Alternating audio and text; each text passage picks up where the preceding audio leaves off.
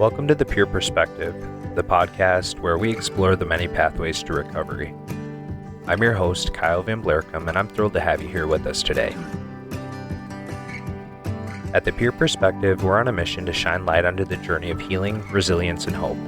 Each episode, we bring you powerful stories of individuals who have faced substance use and mental health challenges head-on, along with insights from trained professionals and family members offering unwavering support.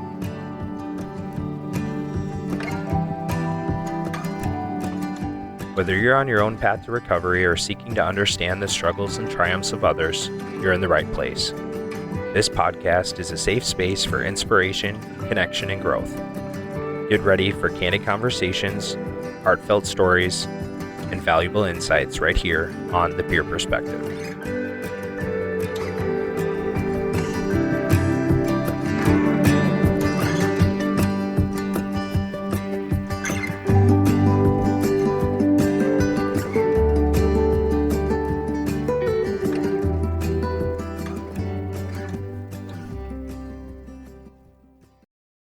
Before we dive into today's inspiring episode, a quick shout out to our friends over at Recovery Rockstars. If you're seeking a supportive community dedicated to recovery and empowerment, look no further. Join their fantastic Facebook group and connect with like-minded individuals on your journey to healing and growth. Remember, together we're stronger. Welcome back to The Pure Perspective. Today we're diving into an incredible story of triumph and support. Meet Josh and Tressa, two individuals who conquered their addiction, faced daunting challenges like child protection and a lack of support systems, and emerged as beacons of hope in the recovery community. Their inspiring journey is a testament to resilience and unwavering determination. From overcoming personal battles to now extending a helping hand to those in need, their story is one you won't want to miss. Without further ado, Josh and Tressa. All right, so I got Josh and Tressa here, and they're going to be vulnerable with us today, share a little bit about their story, their journey into recovery. They have a pretty interesting one. So, yeah, if you guys want to start, I guess from the beginning. Okay, so I'm Tressa, and so my whole life has been addiction. Pretty much my whole life. Like, my mom and dad were both addicted. They raised me and two boys. My dad was an over-the-road truck driver, so life was kind of hectic all the time. Mom was never around, so we kind of raised ourselves. And you were raised in this area? So. I was raised in Sandy County, so over in Minnesota. Got it. Okay. Born and raised in Minnesota. So pretty much life was hectic. We kind of raised ourselves, and throughout life, I became addicted to working. That's where my addiction honestly started. I was a high school student, 4.0 student, but I also worked 2 full-time jobs, and I never had time to do anything. I was never a kid. I was always an adult growing up. So I never learned the tools to be sober. My parents, if I was stressed out, it was go drink, go smoke, do something. That's how it was. So that was my coping mechanisms. I met Josh when I was 13. Oh, wow. You guys have known each other that long? We've been together. How old are you now? 32. Oh, wow. Yeah. So we got together in 8th grade. Wow. We've been together for 16 years. So he was there with me at the beginning of me growing up. And so we went from, we started drinking, I think, at 16.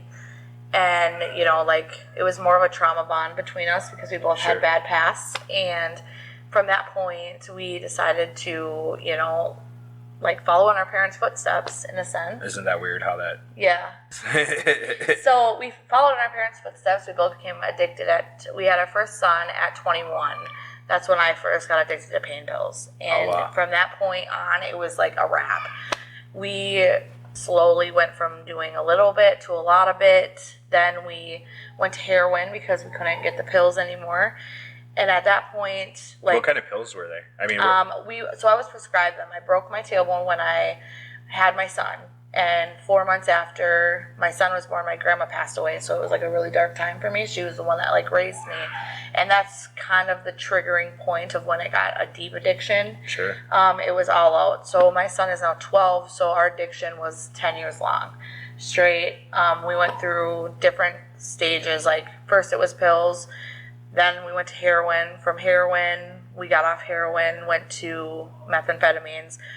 For methamphetamines, I mean, in between all this, we were drinking, and we lost our kids a couple times, and so like it's hard to like tell our story because it's such a like mess. It is. Yeah. You know, but like with him, he was with me when my dad died when I was 17. So everything that like my addiction stemmed from like all the losses in my life, you know, like, and I didn't know how to deal with it. I was never taught those things. So that's how I was coping with everything, you know? Yeah. So. Josh, what was your childhood like? My childhood was a lot of abuse and in and outs with being with my father and then moving with my mother and moving around a lot and just a lot of fighting and drug use and drinking and pretty much the same as a lot of people, but it was just a lot of bouncing around, never had stability. So we basically all raised ourselves, or siblings raised each other, and you know, because the parents were pretty much absent, you know, most of the time, and never, you know, were in a same school for longer than, you know, 2 to 3 years, and then we'd move to another school or move back. So you guys met in 8th grade. Yep. And where were you guys living at that point? I see any. Okay, Yep. so you both were living in Minnesota. Got it. Okay. Got it. So wow, that's a long. I'm trying to like think about. That's a long time. That's why our story is so hard to tell because. yeah, we just had our 16-year anniversary on the 5th, December. Yeah. So I guess talk a little bit. You guys were addicted to heroin, and it sounds like it kind of shifted to meth. Alcohol was pretty consistent throughout. Yeah. At what point was there any point where you're like, maybe this is a problem? I think in the beginning. You knew, right? From the beginning. Yeah. We knew this is it. So I was always, I'm never going to do that. I'm never going to do that. I'm never going to do that. And then finally it was like, it clicked. And I'm like, I went hard and he went hard with me. And we were side by side. We were trauma bonded and it was scary. Yeah. It was scary because, you know, we had kids in the mix and it was, our families were scared for us because it was go big or go home, like, you know. Mm-hmm. So we came to the conclusion that we needed help, but we didn't know how to reach out for help. Yeah. You know, we were scared because we watched people lose their children. We watched people lose all those things and we weren't able to, like, catch a grip and we didn't know who to reach out to. Yeah. So we didn't have any of that. And the addiction had such a hold, a hold on you that, you want to stop, like when you're using, you tell yourself, oh, we got to stop, but then you lose track of time and a month goes by, 6 months goes by, and you're still... You don't want to feel those feelings either when it comes to, like, getting sober. I don't want to feel that feeling. I don't want to relive my dad dying and have to, like, heal from that, because it was nice to bury it, Oh, yeah, they say that when when you have a loss and then you're using, you're just kind of prolonging that. You're never dealing with the core issue, and it kind of compounds. Yeah, so it was stressful. But. So you never really saw what recovery looked like. Was there ever a moment, or, I know in my own story, I can think back and there was little periods of time where I'd get like 6 months sober. During that 10 years of use, did you guys ever get any amount of time? When I was 16, I'd gotten truancy because I'd been drinking and smoking weed and missing school. Mm-hmm. So they put me on truancy probation, and then I ended up getting 2 minor consumptions, and then they finally sent me to adolescent treatment out of Maple Lake, and I was there for 6 months, got out, and I was like 4 months clean, and then got off probation and started smoking weed again and drinking again. I was like, oh, I'm off probation. Yeah. And then, from there it just gradually went from, oh, I'm just going to smoke weed, just stay smoking weed, and then it just, kept going. And then when we turned, what was it, 20? When you got pregnant with Zy? I was 20, yeah. Yep. And then from after we had Zyler, our first, at 21, we basically like quit drinking, and then it was just like pills and weed, we'd drink on occasion.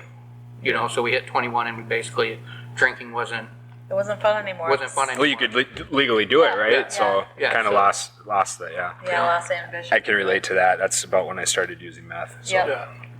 Yeah.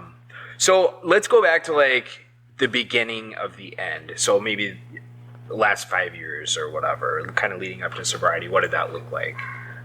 So I think enough was enough, and I think I was mentally tired. I don't know about you. Were you mentally tired? Yeah. There was a lot of scary things that happened at the very end that I think we came to the conclusion that we needed to stop. Someone tried to commit suicide and was pretty much successful, and I had to bring him back. That was 4 years ago. When you say Josh. So Josh tried to commit suicide. He woke up one day and said that he literally just said, "I love you guys," and walked out and hung himself. And for something in my gut told me that I needed to follow him. So I followed him. Yeah. And he was 3 feet or 3 levels in a barn and he hung himself. And I had to cut him down from the barn.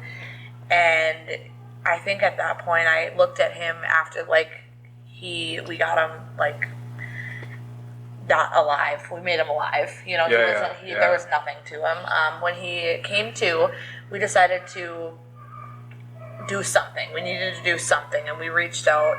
And I think at that point, I was pregnant with Haley, which is our youngest.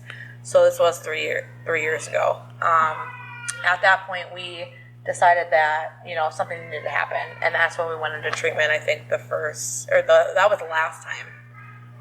Yeah, Right? we didn't get into treatment until after Haley was born. Yeah, until we actually had a court order that we had to go to treatment. Yeah. But we didn't know how to reach out because when we went to treatment, or did the AODA in Polk County, they had said to us that we couldn't get treatment and they couldn't cover it because we didn't use every single day. We used once every 3 days, but we used a large quantity, so we didn't have to use for 3 days. Right. So Polk County wouldn't give us the funding to get treatment. So it was every time we tried to get help, we could never get the help. Sorry, that's just kind of mind-blowing for me. Yeah. And Josh, you can say, no, I don't want to re-traumatize you, but at that point in your life, what was going through your head that kind of led you to think that, maybe you were out of options? Or I don't know. We had been using, and I had, the fallouts when you don't have nothing and you fall asleep. And then I just went to sleep and then woke up and just, I don't know, it's something almost like demonic, in a way where it's where you can tell if something's a bad place to be in your gut, or bad lands, like they say. Well, that's kind of how it was at my mom's house. Is I call it the roundabout. You go there and you get stuck. Yeah. No matter what, everybody that's went there, they get stuck. It's hard for them to get out of there. And I just went to sleep one day, woke up, and they were outside, and I said, "All right, love you guys," and just walked right past them, right down to the barn, and climbed up and, hung myself. And the thing that's crazy is when I was up there after I'd, gotten the rope around my neck, I was trying to get down, so I can relate to when people say that 90% of people that hang themselves, it's accidental because they change their mind at the last second or realize what they're doing, and that's what literally happened. Yeah. So my arm was up through the strap, and my arm was up like this, so my shoulders kind of messed up from it, but it's literally I was trying to get down, and because I came to it, clicked in my brain, why am I doing this? Yeah. And then Wow. Yeah, it was crazy.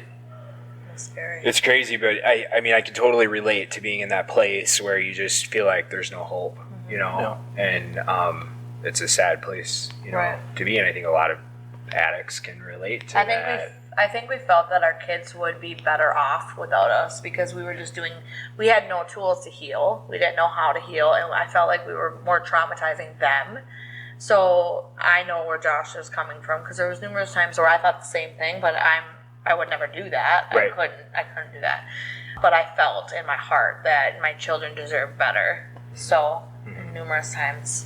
Leading up to that, you had mentioned that your kids were out of your care at that point, or was that? So we had lost our kids twice. The first time we only had two, Skylar and Skylar, and Skylar was just born. She was 2.5 months, and then Zyler was 4 when our kids first got taken away. At that point, we were pretty heavy into using methamphetamine. We moved to Lewis, away from it all, and we thought we were safe, and we got raided, and the kids got taken out of our care, but we never took it seriously. Yeah. So when our kids first got taken, they're like, "Oh, do these things. And so we jumped through every hoop possible to get our kids back. Right. And we weren't healing. We were still finding ways to get around the UAs, finding different drugs that you could still use that wouldn't show up on the UAs. Sure. Yeah. Drinking, and then, we can't make it to our UA because we don't have gas. Like, it was always an excuse. We used everything as an excuse. We didn't think we had a problem. We had it under control. Then we got, when our kids left our care, I had gotten pregnant with Howie, which is my third. Mm-hmm. And at that point, obviously, I got sober because I was pregnant. So I was the only reason why I was sober was because I was pregnant, And then I was in a CPS case, and I lied the whole CPS case. So I was never truly honest with anybody at that point that I wanted to get the help either. And I realized the second time around that, I lied to our CPS workers the first time because I was afraid and fear that they were going to take Howie from me. And I didn't want that, Right. And I was like, but I didn't realize that there was a problem. So the second time around, we at first didn't say we had a problem. We're like, we're good. Let's do the same thing we did the first time. Yeah. And it failed. Finally, I was sick and tired of lying. And I let it all out. I told them the truth. I told them I needed help. I didn't know how to get the help. I told them that, I needed guidance because I had lost both my mom and my dad at the time. I had nobody to call that could guide me in a sense to find recovery. And then I was honest with our CPS workers. I was honest with the judges. And finally, it was like something clicked. We woke up one day, we went and seen our kids, we came home, and we're like, this is it, we're done. You know? We went hard for a year after. The second time that our kids got taken, we went hard for a year and a half because we didn't know that. We're like, we're just going to lie through it, just like the first time. Yeah. And then one day I woke up, I'm like, I'm sick of not having my kids. I'm sick of not having my family. I'm sick of all of this. This life is not for me anymore. It's boring because I don't have anything that loves me. Yeah. Yeah. And I'm pushing everybody away, that was my coping mechanism, push everybody away. And now I'm like, I want my family back. So yeah. Well, it was when we had Haley. We had Haley, and then that was during COVID, so I couldn't be in the room. Mm-hmm. And then CPS had showed up after we had Haley at the hospital and was questioning us, and then we did UAs and failed the UAs or whatever, and then did a safety plan at that point. We did a safety plan at that point, so then the baby had to stay at the hospital, and then we got to go home, and then we were going back to spend the night, and I had told her, we're done after this. So I'd grabbed everything, needles, baggies, and I went to Quick Trip to the sharps container to get rid of the needles and get rid of everything, and then we had gotten pulled over after we left Quick Trip to the hospital in Amory, and we had gotten pulled over, and I ended up going to jail for the weekend. So I got to see Haley for maybe a couple hours, and then went to jail for the weekend, and then we got out, and then that's when our full-on CPS case, came So into at that play. point, did they remove her from your care? No, we did a safety plan. So once again, we conned CPS, and he was dirty, and he said, nope, you're going to admit that you're clean. And so we faked a UA to CPS's eyes. I was clean, so the safety plan was on me. Mm-hmm. But we always went home to the home that got us sick. So wherever me and Josh have always left, Josh's mom's house was the house that we kept running back to because it was our safe haven. Yep. We thought. But it was never our safe haven because it was everybody that, not saying the people that were there were bad, but it was just the home was not a home, it was intentionally a trap house, we would run back to this place every time we would lose our place to live or something like that, and we would come back. So us bringing our kids home, we didn't realize that it was an unsafe environment until we moved out of that environment and realized that it was not safe. Right. And then now to this day, we were like, no, we won't go back there because that's a home that got us sick. Well, and then I would end up, when I ended up on probation, and for that first charge getting pulled over after Haley was born, I went to jail. Yeah. Then, like 6 months later, after the kids had been removed, or they were there to remove them, they did a PO check or whatever came out. They knew I was dirty. Yeah. And they removed the kids. Well, and then like 3 months after that, probation basically let that go, didn't do nothing, didn't help me with nothing. So, and then they came out for a probation check because we didn't go to our meetings, me or my brother, and then they took me to jail. And then Raided the house. they raided the house, left her there with, nothing. The kids were already gone, and they put me in jail for a probation hold for 30 days. And then after that 30 days in jail, we had decided, I told her either you're going to fight for the kids or I'm going to fight for the kids. I don't care if we got to do this by ourselves, but basically I told her, fuck off. It's straight up what I told her. Is if do you think that 30 days in jail was like enough to get your head straight to make that next I just needed to get my mind right and get clean to be able to know, and then to have that opportunity of getting out and going to Onyx. Well, the first 2 weeks when they told me in jail, I'm like, oh, that place, I'm just gonna get out, go there, appease the courts, and True story. And then finally something just clicked and was just like, you know what, we need to do this. Yeah. Either, like I had said, either I'm doing it or you're doing it or we're going to do it together. But the hardest part is she didn't have nowhere to go. Right. When that happened, Julia, just that day that Tressa called her was the day that she closed the women's house. Yeah. So it was. So you went to Onyx House. You basically gave Tressa the ultimatum. Yeah. She can get with it or get lost. Yeah. And what did you do? So at that point I was on the out, so it was easier for me to find the resources.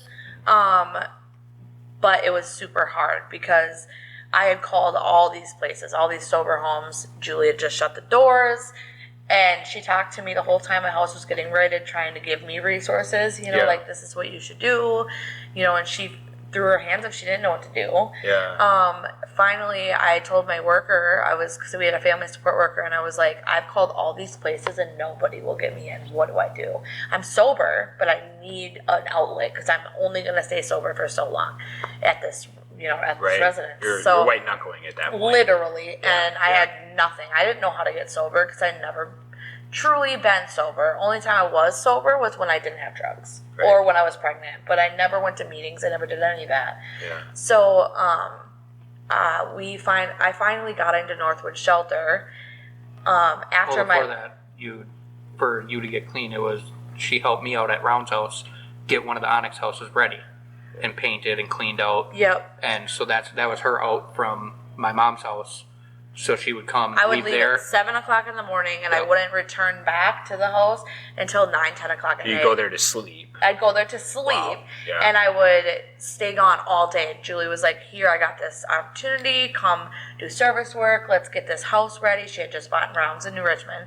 And I was like, all right, I'm ready to make this house a home, for the guys. So I went there, we painted, we cleaned the place, and I would literally leave every morning, 7 a.m., get back at 10 p.m., and then I would go see my kids on the visit. So I was always in my car. I was never really and then home. giving people rides to like probation appointments just so that she didn't have to be at the house. Yeah. That got her sick. And finally, Josh was like 1 month into Onyx, and I got a phone call, and they're like, we have a 3-bedroom, 2-bath house that you get to live in through Northwood Shelter. Are you interested in this? And I swooped it up so quick, and I lived there. Of course I'm interested. I lived there so I was gone. Wow. I left everything. I brought my pillow, my blanket, and maybe like a duffel bag of clothes, and I left everything. So when I think about like taking a leap of faith, right? And I mean, at that point you really had nothing like reaffirming or cementing or whatever the word is that this is going to work out, right? Because you'd never seen it work out before that point. Right. But you threw your hands up and you said, I'm willing to do whatever it is. Yep. And all of a sudden pieces started to kind of fall into place for you. Yep. And it was nice because I was so broken. I I didn't know how to love myself. I didn't know how to love others. I thought I loved my kids, but honestly, did I really at that point? You know, like, I know I did, but did I know how to love them? No, I didn't. Yeah. So getting out of my comfort zone, because I was so comfortable at this home, even though it wasn't a comfortable place. Right. I was used to the stress. I was used to the trauma. That was my comfort zone.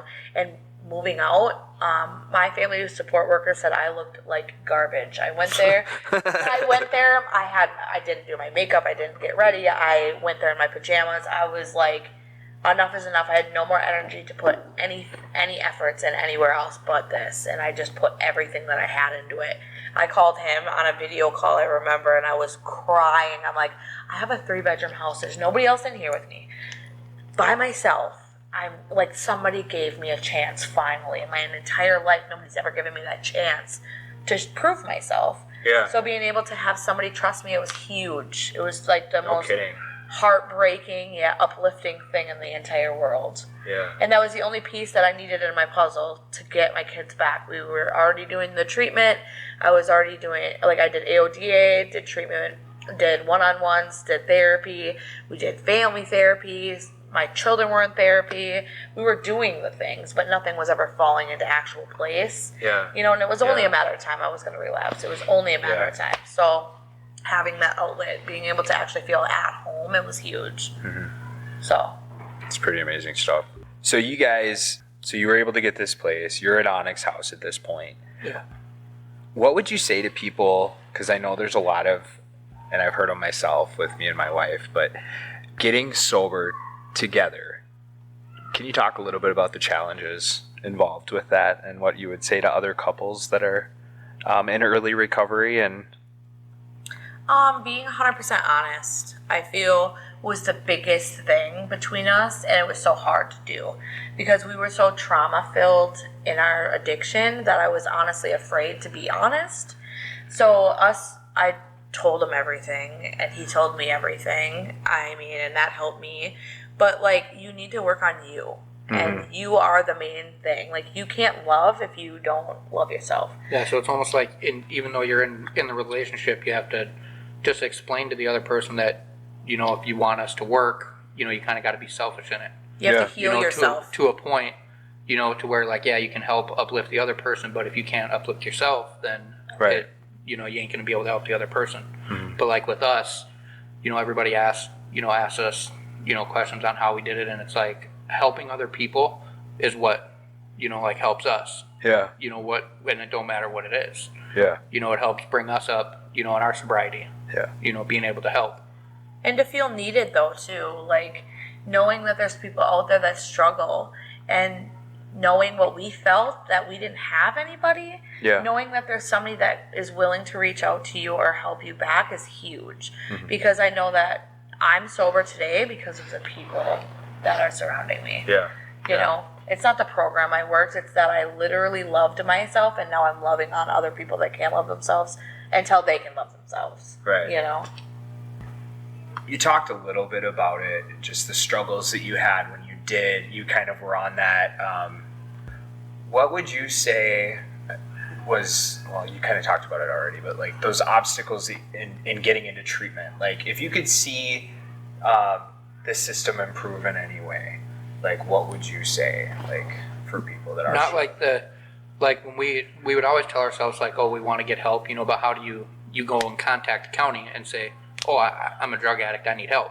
Right. Well, your first thoughts are going to be, oh, CPS is going to come in and take my kids. Yeah. You know what I mean? I think that there should be like not like an immunity thing, but hey, let's figure out how to help this family without removing the kids or tearing their family apart even more that their drug addiction already did. Yeah. You know what I mean? Yeah. So that's one thing that, you know, basically kept us kind of using, because we were always telling ourselves, like, oh, we should call this person, we should reach out to our old counselor, reach out to our old worker, and you're afraid. We were afraid that, oh, the kids are going to get taken from us, so let's just... So here you are, you want the help, but we were afraid. The systems that are supposed to help you, you're afraid to reach out to because, you know, of what might happen. And, it's unfortunate that that's how it works in most situations. And I think that a lot of people think the same way. Yeah. You know, I know from my own story, that was a huge thing for me. And then you do reach out, and then what happens? Your children get taken away. Yep. So, can you talk a little bit about kind of like what your program looks like today, the things that you're doing? You said you help other people. So right now, we still attend, AA, NA meetings when we can. We also, we have 5 children, so it's really hard. But You're also a couple years sober. Yeah, we're 2.5 years sober. Yeah, okay. Yep. So we do a lot of things by helping. We are now starting the family programming with Onyx, which is going to help other families get through the system. Yep.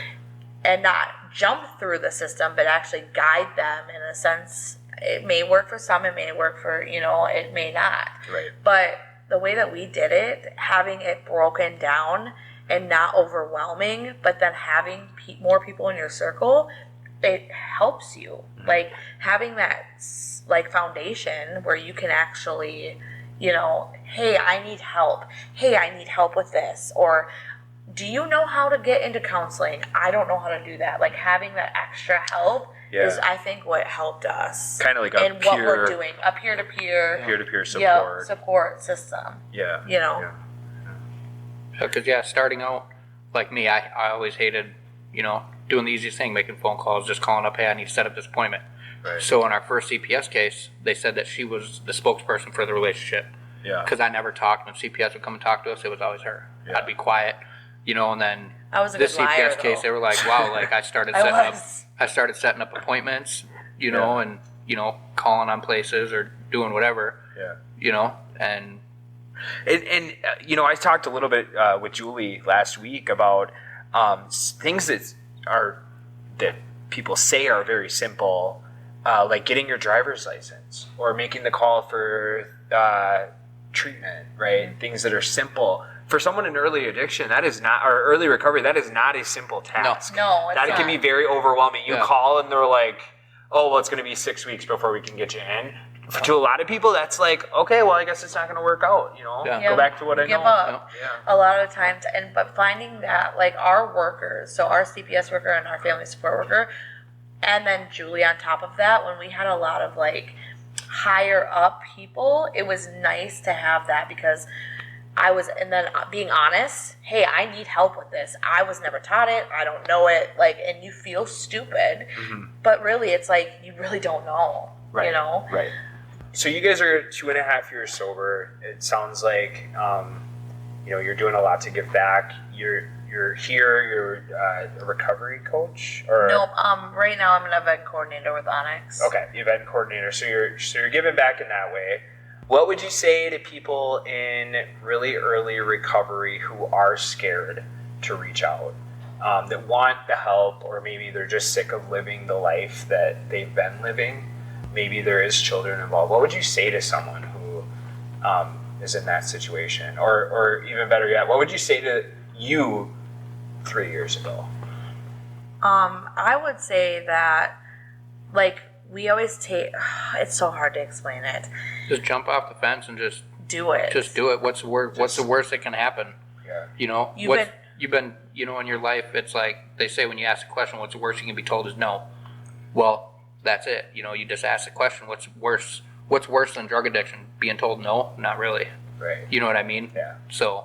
But being in the depths of addiction, you're so scared to have any sort of love or things go your way. You're so used to life not being like that. Just take that step forward, and eventually, even though it's going to feel uncomfortable, eventually that uncomfortableness will feel comfortable. Yeah. Yeah. So just keep doing the next right. Yeah, it's super hard to explain though.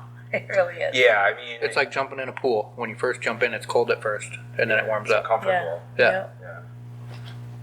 Yeah, I can totally relate. It's like a blind faith, right? Mm-hmm. You pray to something, and you don't know what that something is. Because at that point, you don't even know who you are. Right. So. Well, it's pretty amazing stuff. Is there anything else that you want to talk about? Pretty much to any family or anybody that wants to get sober, we're all here for you. Anybody Yeah. at an NA meeting, anybody at an AA meeting, anybody that is in recovery, like, we're rooting for you when you're not rooting for yourself.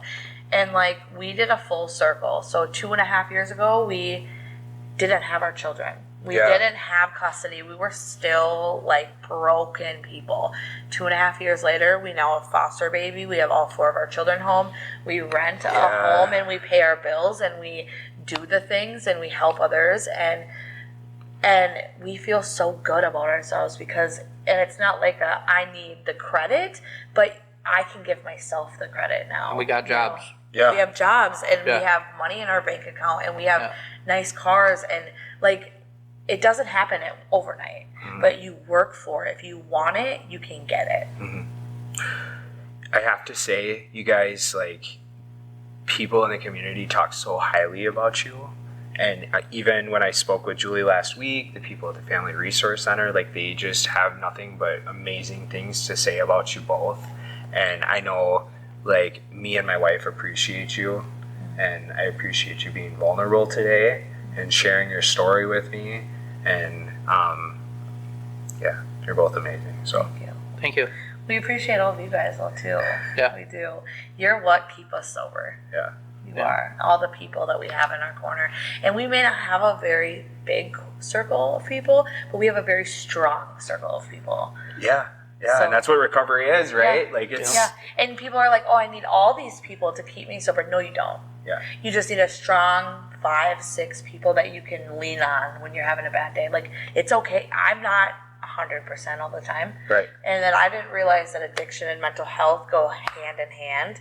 I was trying to deal with the addiction, and I'm like, why am I not staying sober? Well, I never healed the mental part of me, Right. you know. So Right. And you have to pull that addiction piece away to even address the mental health. yeah, So yeah, I can relate to all that, and that's really what this is about. I mean, you Right. share your story and you're vulnerable, and someone else out there might say, you know what, I felt that way, or I Right. feel that way, or I'm going through that shit right now, Mm-hmm. you know. And so enough people share, you know, the other side of it, that you can get through it, and you Right. can be successful, and you can be happy without drugs. You know, and it's hard. We're not saying it's easy. It's- It is very hard to stay sober, but it's worth it. it's worth it. It's worth it. Especially having, 5 kids, and you realize that you have to, leave the room, take 5 minutes. Yeah. You know what I mean? And being able to see that, to be able to, go and take that 5 minutes and realize, yourself back when you were using, you wouldn't even notice it. You would just freak out, whatever, flip. So. You guys are fucking killing it. So.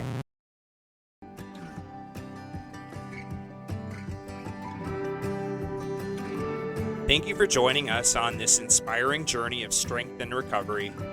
If you found this episode meaningful, please consider subscribing to The Pure Perspective to stay updated on our upcoming episodes. Your support means the world to us, and by sharing these stories, you're helping to spread hope and resilience to those who may need it most. Remember, you're not alone on your journey, and together we can make a difference. Subscribe now, and let's keep moving forward one story at a time.